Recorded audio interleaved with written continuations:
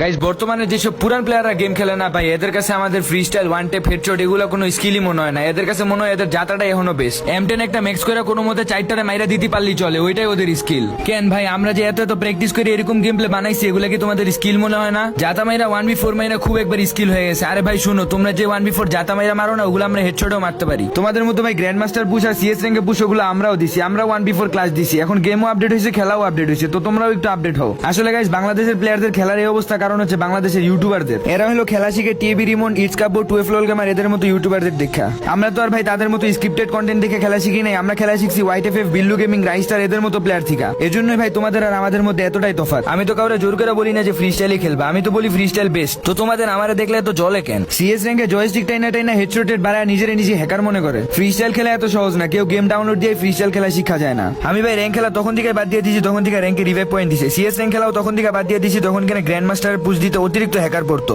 আর পুরান প্লেয়াররা মনে করে আমরা মনে হয় জীবনে এগুলো চোখেই দেখি নাই। শুনো ভাই, তোমাদের সব লেভেল পার করে আমরা এই লেভেলে আসছি। হইতে পারে তোমরা আমাদের আগের প্লেয়ার, বাট তোমরা খেলা শিখছো আমাদের পরে, আর অনেকে তো এখনো খেলাই শিখতে পারো নাই। আমি কখনোই বলি নাই যে আমি সবচেয়ে ভালো খেলি বা আমারে কেউ হারাইতে পারবে না।